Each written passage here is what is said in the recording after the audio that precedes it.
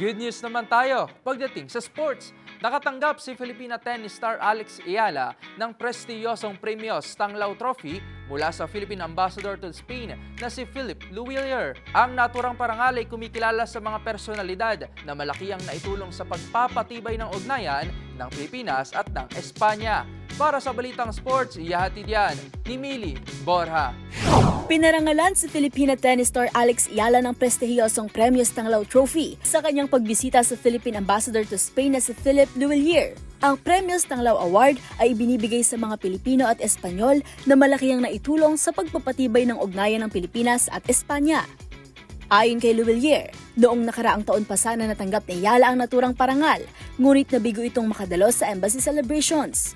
Bukod kay Ayala, pinarangalan din sa nasabing pagdiriwang noong nakaraang taon sina Isabel Preisler, yumaong Senador Ed Angara at 12 iba pa, ayon sa ambassador. Ang 19-year-old na si Ayala ay kasalukuyang ranked number 72 sa WTA at kagagaling lamang sa second round ng 2025 Madrid Open kung saan nilabanan niya sa 3 sets ang world number 2 at defending champion na si Iga Swiatek bago matalo.